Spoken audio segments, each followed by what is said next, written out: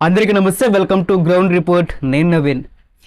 ఏపీలో మద్యం ధరలు తగ్గుతాయా, పాత బ్రాండ్లు ఎప్పుడు వస్తాయి అనేటువంటి ఎదురుచూపులో ఆంధ్రప్రదేశ్లోని మద్యం ప్రియులు ఉన్నారు.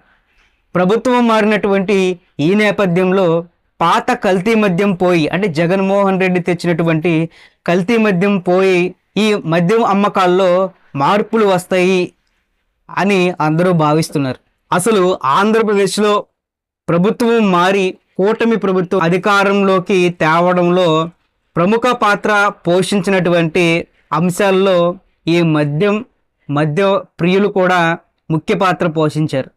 ఎందుకంటే గత 5 సంవత్సరాల్లో కల్తీ మద్యాన్ని ఏపీ ప్రభుత్వమే అమ్మకాలు చేపట్టడం, ఊరు పేరు లేని బ్రాండుల్ని ఈ మందుబాబులకు తాగించడం, తాగిన వారు త్వరగా అనారోగ్యాలు పాలవడం. ఎందుకంటే ఈ మద్యంలో కలిపేది డైరెక్ట్గా స్పిరిట్, ఎటువంటి ప్రాసెసింగ్ లేకుండా ఓన్లీ స్పిరిట్లో కొంచెం కలర్ మిక్స్ చేసి వాటిని బాటిల్లో నింపి డైరెక్ట్గా అమ్మకాలైతే చేపట్టింది అప్పటి ఏపీ ప్రభుత్వం. ఇలాంటి మద్యాన్ని తాగిన వారు త్వరగా అనారోగ్యాలు పాలయ్యి ఆసుపత్రులు పాలవడం, కొన్ని కుటుంబాలైతే అనాథలుగా మారటం, ఈ ఎఫెక్ట్ అంతా కూడా ఓటు రూపంలో జగన్ చిత్తుగా ఓడడానికి ఒక కారణమైంది. అయితే ప్రభుత్వ లెక్కల ప్రకారం 2022-23 సంవత్సరం గాను 33 లక్షల లిక్కర్ కేసులు, దాదాపుగా సుమారుగా 1,16,000 బీర్ బాటిల్ కేసులు అమ్ముడయ్యాయని రికార్డులు చెబుతున్నాయి. అయితే ఈ సంఖ్య 2018తో పోలిస్తే ఏపీలో లిక్కర్ కొనుగోళ్లు తగ్గాయి. అంటే దాదాపుగా దీని నుంచి వచ్చే రెవెన్యూ కూడా తగ్గిపోయేటువంటి పరిస్థితి. తగ్గాయంటే ఇక్కడేమీ మద్యపాన నిషేధం జరగలేదు, ఏపీలో తాగటము మానేయలేదు. ఈ తగ్గిన సంఖ్య అంతా కూడా పక్క రాష్ట్రాలకు వెళ్ళిపోయింది. అటు తెలంగాణ కానివ్వండి, కర్ణాటక కానివ్వండి, ఒరిస్సా కానివ్వండి, అక్కడి నుంచి ఈ లిక్కర్ని తెప్పించుకొనో ఎలాగోలాగా ఇక్కడ తెచ్చుకొని తాగేటువంటి పరిస్థితి. కారణం ఏంటంటే ఏపీలో కల్తీ మద్యం, డైరెక్ట్ స్పిరిట్ తాగి అనారోగ్యాలు పాలవటం ఎందుకని చెప్పి రిస్క్ చేసి, అంటే ఇతర రాష్ట్రాల నుంచి మద్యం తెచ్చుకోవడం నిషేధం అయినప్పటికీ కూడా పక్క రాష్ట్రాల నుంచి మద్యాన్ని తెప్పించుకునేటువంటి పరిస్థితి గత 5 సంవత్సరాల్లో జరిగాయి. దీంతో పక్క రాష్ట్రాల నుంచి బ్లాక్లో మద్యం అమ్మే వాళ్ళు కూడా విచ్చలవిడిగా ఏపీలో పెరిగిపోయారు. దీనికి ఉదాహరణ ఏంటంటే గతంలో అనేక రైడ్లు కానివ్వండి, లేకపోతే చెక్ పోస్టుల వద్ద పట్టుబడినటువంటి మద్యం వాటిని తీసుకొచ్చేటువంటి వారిని అరెస్ట్ చేయటం, ఇవన్నీ కూడా ఏపీలో గత 5 సంవత్సరాల్లో ఇతర రాష్ట్రాల నుంచి బ్లాక్లో మద్యం అమ్మకాలు పెరిగాయనడానికి ప్రత్యక్ష సాక్ష్యాలుగా కూడా ఇవి ఉన్నాయి. ఏపీలో ఎవరు ఎప్పుడు ఎక్కడ విననటువంటి పేర్లు కేవలం ఆంధ్రాలో మాత్రమే తయారు చేసి, ఇక పక్క రాష్ట్రం వాళ్ళు ఎవరో కూడా వీటి వెంక కూడా చూడనటువంటి బ్రాండ్లు, అలాంటి క్వాలిటీతో ఆంధ్రప్రదేశ్ యొక్క మందుబాబుల ఉసురు తీసుకున్నారని చెప్పొచ్చు గత 5 సంవత్సరాల్లో జగన్మోహన్ రెడ్డి ప్రభుత్వం. అయితే ఆంధ్రప్రదేశ్లో లోకల్గా తయారయ్యేటువంటి బ్రాండ్సే కాకుండా అప్పుడు ఉన్నటువంటి ఓల్డ్ బ్రాండ్స్ కూడా ఏపీలో లభించాయి. అయితే ఇవి కూడా ఆంధ్రప్రదేశ్లో దొరికేటువంటి ఓల్డ్ బ్రాండ్స్ టేస్ట్లో కానివ్వండి, పక్క రాష్ట్రాల్లో ఉండేటువంటి టేస్ట్లో కూడా చాలా డిఫరెన్స్ అనేది కనిపిస్తూ వచ్చిందని చెప్పి ఆ మద్యం సేవించే వాళ్ళు కూడా అనేక వీడియోల్లో కూడా మనకి చెప్పడం జరిగింది.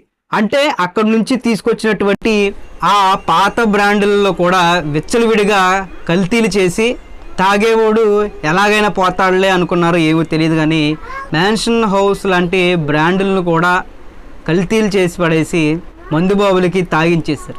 అయితే ప్రస్తుతానికి ప్రభుత్వం మారింది. ఇక మందుబాబులందరూ ఎదురు చూసినట్టుగా ఈ పాత కల్తీ మద్యం పోయే అవకాశం ఉందా అనేటువంటి ప్రశ్నకి ఖచ్చితంగా ఈ 5 ఏళ్లలో ఏ బ్రాండులు అయితే, ఏది ఊరు పేరు లేని బ్రాండులతో ఏదైతే కల్తీ మద్యం ఏపీలో విచ్చలవిడిగా అమ్మకాలు ప్రభుత్వ అనుమతులతో అమ్మారో ఆ బ్రాండ్స్ని పూర్తిగా ప్రక్షాళన చేసే విధంగా కూటమి ప్రభుత్వం అడుగులు వేస్తుందని చెప్పొచ్చు. ఇప్పటికే దీనిపైన విచారణ అయితే వేగవంతమైంది. దీనికి సంబంధించినటువంటి అధికారులు ఎవరైతే పర్మిషన్ ఇచ్చారో విచ్చలవిడిగా పర్మిషన్లు ఇవ్వడమే కాకుండా ఎవరైతే ఈ బ్రాండ్లని తయారు చేస్తున్నారో, కల్తీ మద్యాన్ని తయారు చేస్తున్నారో వారిపైన కూడా కేసులు పడేటువంటి అవకాశం ఖచ్చితంగా ఉంది. ఇక ఈ బ్రాండ్లన్నీ పోయి యథావిధిగా 5 సంవత్సరాల క్రితం ఏ బ్రాండ్లు అయితే ఆంధ్రప్రదేశ్లో ఉన్నాయో, అసలు దేశమంతా ఏ బ్రాండ్లు అయితే నడుస్తున్నాయో అవే బ్రాండ్లు మళ్ళీ ఆంధ్రప్రదేశ్లో అడుగు పెడతాయని ఖచ్చితంగా చెప్పొచ్చు. ఇక రెండోది ఏంటంటే ధరలు తగ్గుతాయా, తగ్గే అవకాశం ఉందా అంటే కొత్త ప్రభుత్వం ఏర్పడమే కాకుండా మళ్ళీ ఆంధ్రప్రదేశ్ రాష్ట్రం పునాదులతో సహా మళ్ళీ మొదలు పెట్టాల్సిన అవసరం ఉంది. ఎందుకంటే గత 5 సంవత్సరాల్లో ఎటువంటి అభివృద్ధి జరగలేదు. వేసిన పునాదులను కూడా పూర్తిగా తవ్వేసినటువంటి పరిస్థితిలో గత ప్రభుత్వం ఉంది. గత 5 ఏళ్లలో రాష్ట్రానికి ఎటువంటి ఆదాయం లేదు, ఒక రెవెన్యూని సృష్టించలేదు, ఒక్క కంపెనీ కూడా ఏపీకి తెచ్చింది లేదు.